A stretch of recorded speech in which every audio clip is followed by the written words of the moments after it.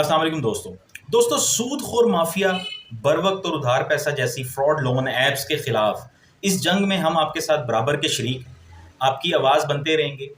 आवाज़ उठाते रहेंगे इन ऐप्स के खिलाफ। और जो ज़्यादतियाँ इन्होंने आम लोगों के साथ, आम आवाम के साथ, सादा लोग आवाम के साथ की हैं, उनके खिलाफ हम लोग मुसलसल बोलते रहेंगे। इदारों को भी झंझोड़ते रहेंगे, जो मुतल्लिका ऑफिशल्स हैं, जो अथॉरिटीज़ हैं, उनको भी ये याद दिलाते रहेंगे कि इनके खिलाफ कार्रवाई करनी है और इन ऐप्स को जल्द अज जल्द बंद करना है। लेकिन इस सारे सिनेरियो का, इस पूरा ये जो मामला है, इसकी एक और पिक्चर भी है, एक और तस्वीर भी है, और उस तरफ मेरा ध्यान जो है वो गया है कुछ लोगों के सवालात की वजह से। जैसे कि मैंने आपको पहले भी वीडियो में बताया था, इस वीडियो को आपने लाजमी तौर पर देखना और मेरी बात को अंडरस्टैंड करने की कोशिश करनी है। मैंने ये चीज़ पहले भी क्लियर की थी कि जब भी इस तरह के फ्रॉडिये जो ऐप्स होती हैं या जो ऐसे लोग स्कैमर्स मार्केट में आते हैं ना, तो ये हमेशा दो तरह से ऑपरेट करते हैं। एक तरफ तो ये लोगों को लूटते हैं, दूसरी तरफ ये कुछ पॉजिटिव, कुछ अच्छे या कुछ कानूनी निशानात छोड़ते जाते हैं, ताकि जब भी बात हद से गुजर जाए, मामला बिगड़ जाए और कानूनी अथॉरिटीज़ जो हैं, जो इदारे हैं, वो सामने आ जाए, तो फिर उनको दिखाया जा सके कि ये जी हमारा, हम तो नैनो लैंडिंग कर रहे हैं लोगों को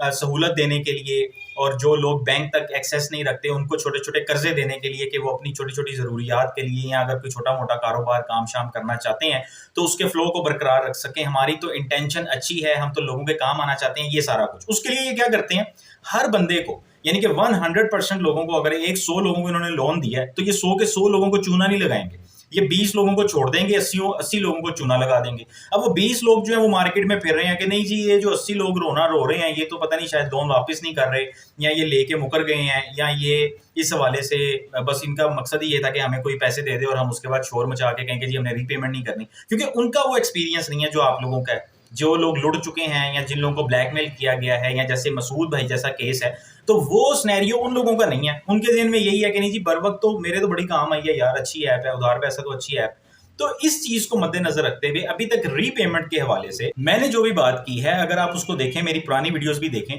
तो मैंने आपको ज्यादातर यही एडवाइस की है कि अगर तो आपका मामला स्मूथली चल रहा है, आपने लोन लिया, वापस कर दिया, अमाउंट सेटल हो गई,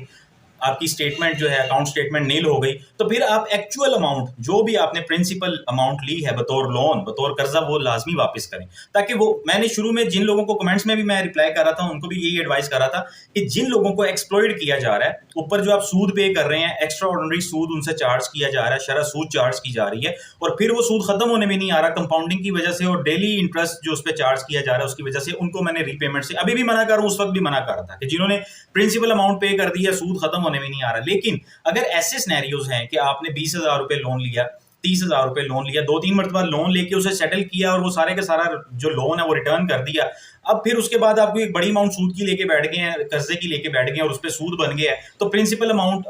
वो आपको कॉल कर रहे हैं, तो ऑफ कोर्स उनकी टर्म्स एंड कंडीशन में ये चीजें शामिल है कि उन्होंने आपको कॉल तो करनी है ना। ब्लैकमेलिंग या हरासा करना, उसके और बहुत सारे मीनिंग्स हैं। आपका डाटा चुराया गया, आपके लोगों में कॉल करके आपको जलील करने की कोशिश की गई, ब्लैकमेल करने की कोशिश की गई, आपकी तस्वीर, पर्सनल वीडियोस वगैरह को वायरल करने की धमकियां लगाई गई, आपके रिश्तेदारों में, दोस्तों में आपको बदनाम करने की कोशिश की गई, ये सारी चीजें हरासमेंट की मद में आती हैं। लेकिन अगर आप उन लोगों की कैटेगरी में आ रहे हैं कि जिनको 1-2 मरतबा कॉल की गई रिकवरी के लिए और उन्होंने पहले लोन लिया और फिर लोन रिटर्न हो गया, तो वो आपकी अकाउंट स्टेटमेंट नील कर दी, उन्होंने दोबारा आपने लोन लिया तो अकाउंट स्टेटमेंट फिर ओपन हो गई, फिर दोबारा वापस कर दिया, तो आप लोगों को प्रिंसिपल अमाउंट उन्हें वापस करनी चाहिए। इसमें एक जो बड़ा एक इंपॉर्टेंट चीज़ है ना, वो ये है कि देखें, हमेशा सारी की सारा अपने कंधों से बोझ उठा के दूसरों के ऊपर डाल देना या दूसरों को ब्लेम कर देना, ये एक अच्छी चीज़ नहीं है। सूद इस्लाम के अंदर, हमारे मजहब के अंदर अगर सूद की मुमानियत है ना, तो ये कोई ऐसी अफाकी एक हुक्म नहीं है बस कि अल्लाह ताला ने ये हुक्म दे दिया है लोगों को कि जी सूद नहीं लेना। आप ये देखें कि इस्लाम में कर्ज़े हसना की इजाज़त है और कर्ज़े हसना को प्रमोट किया गया है, इसको बल्कि इसकी तारीफ की जाती है। ये एक अच्छा अमल है कि आप किसी की ज़रूरत के वक्त उसके काम आए और वो फिर बाद में आपको जो प्रिंसिपल अमाउंट आपने उसको पे की है वो आपकी प्रिंसिपल अमाउंट आपको रिटर्न कर दे। इस चीज़ को मद्देनजर रखे बगैर कि उसने 1 साल पहले दी थी तो क्या वैल्यू ऑफ मनी थी और उसके बाद टाइम वैल्यू ऑफ मनी क्या हो गई, ये सारी चीज़ें उसमें कंसिडर नहीं होती। आपने जितनी अमाउंट ली वो अमाउंट आप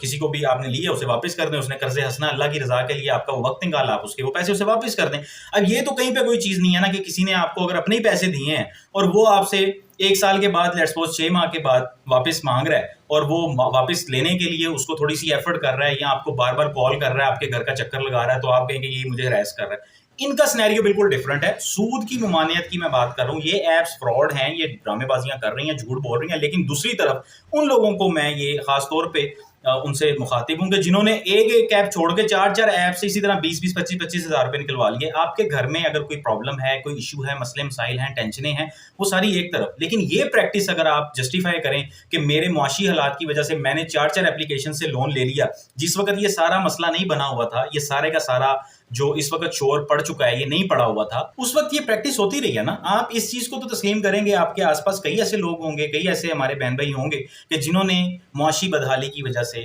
یا اپنی فائنینشیل پرابلمس کی وجہ سے تنگ آ کر کسی بھی وجہ سے یہ لون لیے, اور پھر ایک کے بعد ایسے لوگ ایسے کیسز سامنے آئے کہ ایک کے بعد دوسرا, دوسرے کے بعد تیسرا, کم از کم انہوں نے اپنے ساتھ جو زیادتی اس وقت کی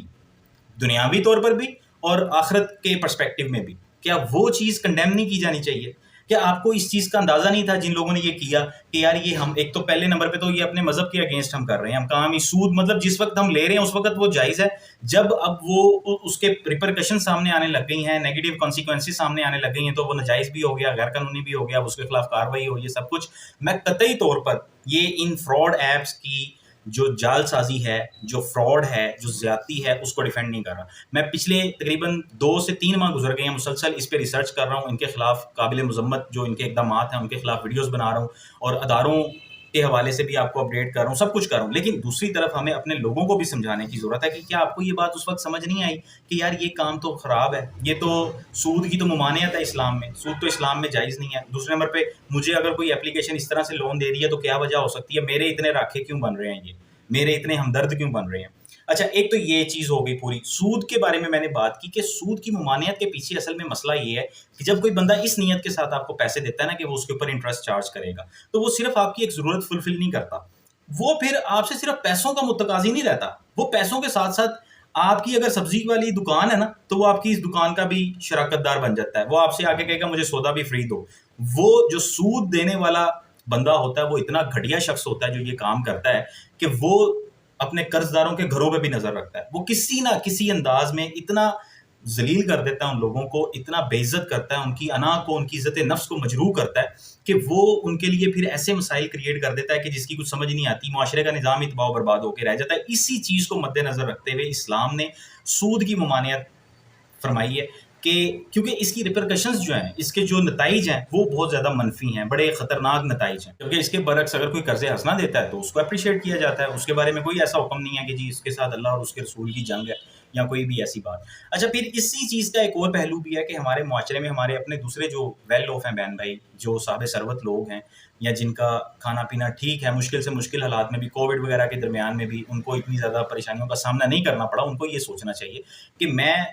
بظاہر جو بذات خود میں کوئی مذہبی اسکالر تو نہیں ہوں, لیکن میں نے یہ چیز دیکھی کہ اللہ تعالیٰ قرآن پاک میں بارہا اور بلکہ پہلے ہی پارے میں سورہ بقرہ کی ابتدائی چند آیات کی اگر آپ ترجمہ پڑھیں تو 3 نشانیاں شروع میں ہی اللہ تعالیٰ مومنوں کی بتاتا ہے, جس میں وہ کہتا ہے کہ جی جو ایمان لائے بالغیب, دیکھے بغیر ایمان لائے, جو صلات قائم کرتے ہیں, نماز قائم کرتے ہیں اور اللہ تعالیٰ کے عطا کیے ہوئے رزق میں سے خرچ کرتے ہیں, دوسروں کے اوپر بھی خرچ کرتے ہیں. تو ہمارے بھی کئی ایسے دوست, ہمارے ایسے احباب, ایسے بے شمار لوگ ہیں کہ جو آپ اگر غور کریں تو آپ کی سراؤنڈنگز میں, آپ کے اپنے رشتہ داروں میں, آپ کے دوستوں میں بے شمار ایسے لوگ ہوتے ہیں کہ جو سفید پوشی میں اپنے آپ کو ڈھانپ کے, چھپا کے کسی نہ کسی طرح گزارا کر رہے ہوتے ہیں. وہ ایسے بہت سارے لوگ اس ایپ کا اور ایسے سود خور مافیا کا شکار ہوئے ہیں. تو یہ جو صاحب ثروت لوگ ہیں ان کی بھی ذمہ داری ہے کہ آپ اپنی سراؤنڈنگز میں نظر رکھیں. یہ تو آپ نے اس حوالے سے تو بے شمار واقعات, احادیث اور آیات سن رکھی ہوں گی کہ یہ آپ کی پرائمری رسپانسبلٹی ہے. آپ سے پوچھا جائے گا آپ کے ہمسایوں کا, رشتہ داروں کا, ان سب کا. تو اگر 5-10 ہزار کے لیے آپ دیکھیں نا, 20,000 15-20 ہزار کے لیے لوگوں نے اتنا بڑا رسک لیا اور ایسی ایسی مصیبتوں میں پھنس گئے اور اتنا کچھ انہیں برداشت کرنا پڑا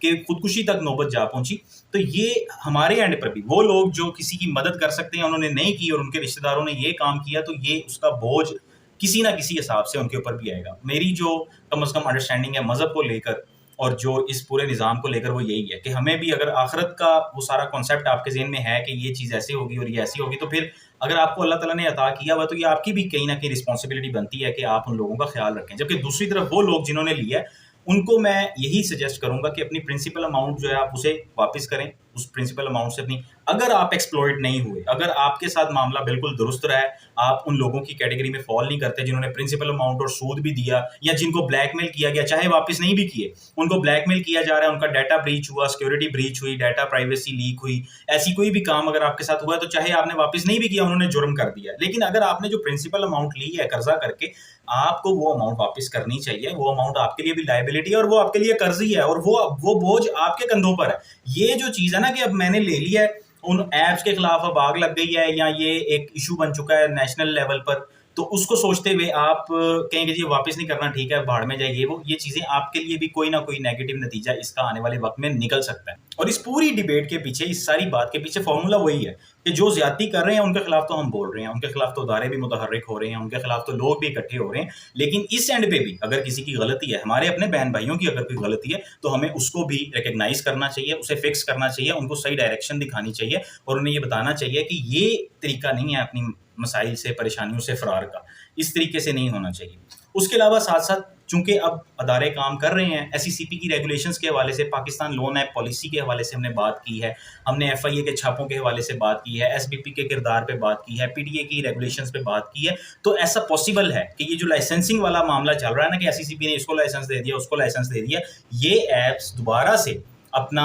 ریسٹرکچر کر کے اپنی پالیسی کو یا کسی اور نئے نام سے کسی نہ کسی طریقے سے مارکیٹ میں اگر آ جاتی ہیں تو ہو سکتا ہے کہ آپ کی جو کھاتے بند ہیں وہ دوبارہ کھل جائیں اور ان پہ کاروائی ہونی شروع ہو جائے، اور کسی نہ کسی طرح سے اگر یہ لیگلائز ہو جاتی ہیں تو پھر آپ کے خلاف کسی نہ کسی سطح پر کوئی قانونی کاروائی بھی ہو سکے. لہٰذا اپنے اینڈ کو سیو کرنے کے لیے آپ یہ چیز اپنے ذہن سے نکال دیں کہ آپ ایکسپلوئٹ بھی نہیں ہوئے، آپ نے قرضہ لے کے 4-5 ایپ سے استعمال بھی کر لیا ہے، اور اب چونکہ ہر طرف آگ لگی ہوئی ہے، جو بیچارے ایکسپلوئٹ ہوئے ہیں وہ رو رہے ہیں، ان کے ساتھ مل کے آپ بھی شور و غوغا کرنا شروع کر دیں، اور آپ یہ نہ دیکھیں کہ ہم نے کوئی کام غلط کیا ہوا ہے، تو یہ بھی ٹھیک چیز نہیں ہے. میرے خیال میں اگر آپ ذرا تھوڑی سی وسعت قلبی اور وسعت ذہنی کے ساتھ اس چیز کو دیکھیں گے، ذرا دل بڑا کر کے یہ جو بات میں نے کی ہے اس کو سمجھنے کی کوشش کریں گے، تو آپ کو نظر آئے گا کہ ہاں کچھ نہ کچھ مسٹیک ہمارے اینڈ پر ہے، اور اس مسٹیک کو فکس کرنا بھی اتنا ہی ضروری ہے جتنا کہ ان فراڈ، سود خور مافیا اور ان لون ایپس کے خلاف آواز اٹھانا.